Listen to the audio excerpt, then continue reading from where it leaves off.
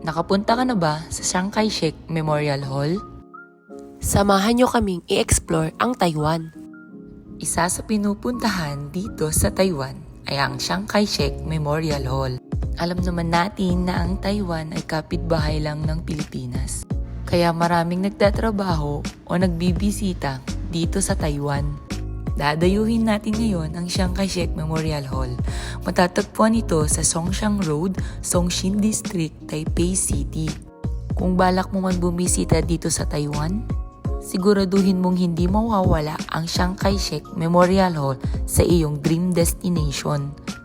Hindi lang magandang tanawin ang iyong makikita at may mga matututunan ka pa. Kami nga pala ang iyong kaligalig.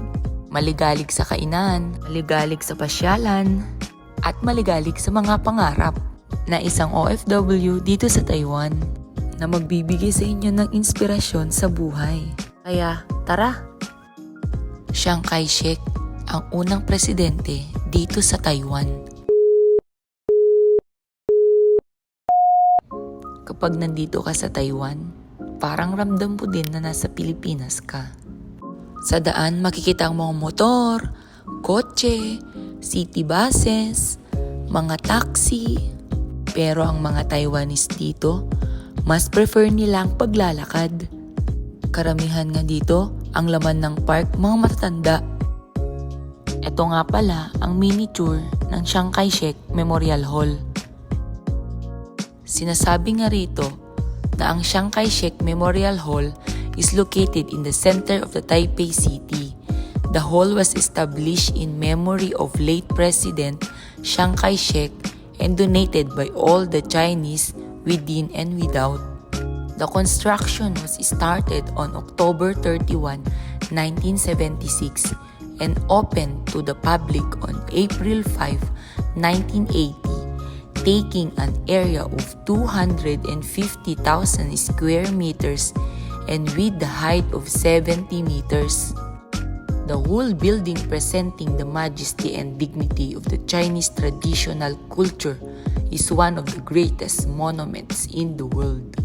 Sa iba't ibang parte ng hall, may makikita ka ding iba't ibang uri ng mga bulaklak. Ito ang matayog na entrance ng Chiang Kai-shek Memorial Hall. Sa right side, makikita mo ang National Theater. At sa left side naman, ang National Concert Hall. Para sa may mga balak bumisita sa Chiang Kai-shek Memorial Hall, open ang hall ng 9 a.m. to 6 p.m. Ina-announce naman nila kapag hindi open ang hall. Tulad ng mga araw ng Chinese New Year, 228 Peace Memorial Day, pag-maintenance ng area, at pag may mga malalaking sakuna. Aasahan mo kapag pumasyal ka. Maraming gustong masilayan ang ganda ng Chiang Kai-shek Memorial Hall.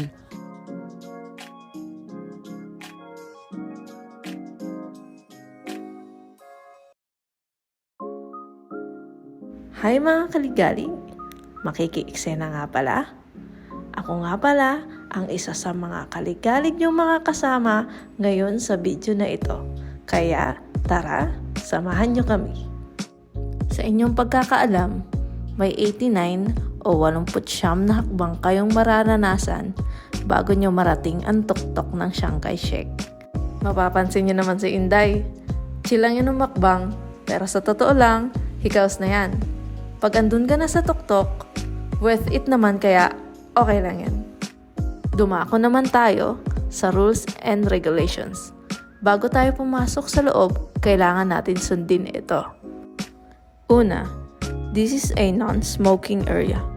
All illegal activities and dangerous objects are prohibited, along with pets. Sa madaling salita, bawal ang paninigarilyo. Bawal din yung mga illegal na gawain. Kung may mga items ka dyang itinatago, bawal na bawal. At kung may dalaman kayong mga alagang hayop, bawal din.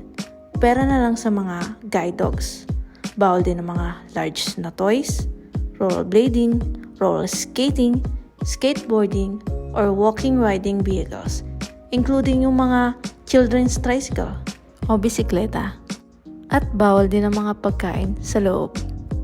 At ito na nga ang makikita nyo pagpasok nyo sa hall.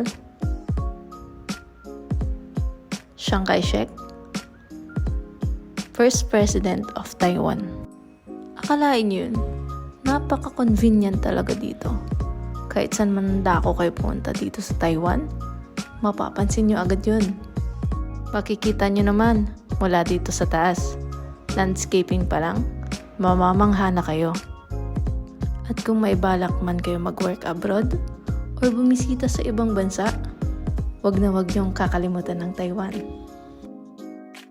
Ito naman ang tinatawag nilang Democracy Boulevard area, kung saan makikita mo ang ganda ng side view ng Chiang Kai-shek Memorial Hall. Malalasap nyo ang ganda ng view habang kayo ay naglalakad. At kung mapagod man kayo sa paglalakad sa lawak ng area, meron namang mga upuan sa gilid para doon kayo magpahinga. Di lang pala mga Pilipino at Pilipina mostly ang makikita mo dito. Meron ding Korean, American, Vietnam at marami pang iba. Kaya hindi nakagulat-gulat kung bakit dinarayo ng madaming tao ang Chiang Kai-shek Memorial Hall dahil sa ganda nito. Pwede kayo ditong mag-jogging kung gusto nyo magpapawis. At kung meron man kayong mga alagang hayop, pwedeng-pwede nyo silang isama habang kayo ay naglalakad. Wag lang sa loob ng hall. Ewan ko lang kung hindi pa kayo mga yayat sa lawak ng lugar. Char lang.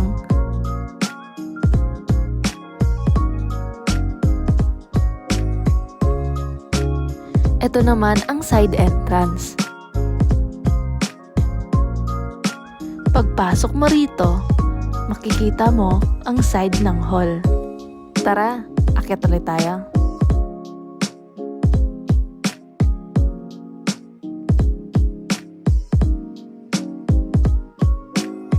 "89 step for the go." Nagbabalik ang iyong isang kaligalig.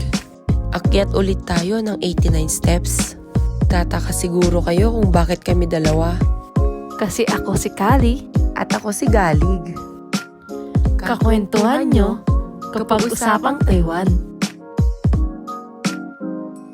Pagkarating natin sa itaas, makikita rin natin ang ganda ng mga naglalakihang mga building sa paligid ng hall. Kapag naliligaw ka, may mga signages ka namang makikita sa paligid. Paano ba yan? Naigala na namin kayo. At dito na nagtatapos ang galaan natin sa isang tourist spot dito sa Taiwan. Muli, ako si Kali. At ako naman si Galig. Kami ang inyong Kaligalig. Maligalig sa kainan. Maligalig sa galaan. At maligalig sa mga pangarap. Hanggang sa muli, paalam!